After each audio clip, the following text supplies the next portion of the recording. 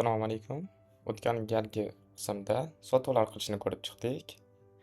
Ya'ni o'zimizni mijozimizga qarzga tovar berdik, naqd savdolarni ko'rib chiqdik. Endi bu galgi qismda o'sha berilgan qarz pulini qanday qilib to'lov qilishni ko'rib chiqamiz.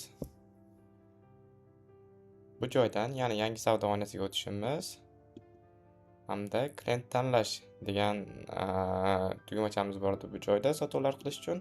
Ya'ni shuni ustiga bosamiz va mijozimizni tanlaymiz.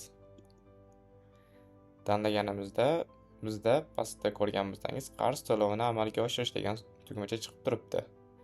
Ustiga bosadigan bo'lsak, bu joyda mijozimizga to'lov qilish uchun qarzdorligini chiqarib bermoqda. Uni bu joyga yozib olamiz va to'lovni qay shaklda olyapmiz. Bu bizda kassaga qo'shilishda, ya'ni kassadagi pulimizni ajratib olishda yordam beradi. Keling, biz naqd holatda olyapmiz 24 ming so'm pulni.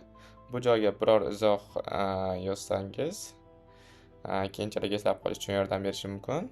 Xohlasangiz yozmasangiz ham bo'ladi. Izoh bu ixtiyoriy. Demak, amalga oshirishni bosganimizda to'lov muvaffaqiyatli amalga oshirildi va mijozimizdan qarzi o'chdi, ya'ni 0 so'm holatiga keldi.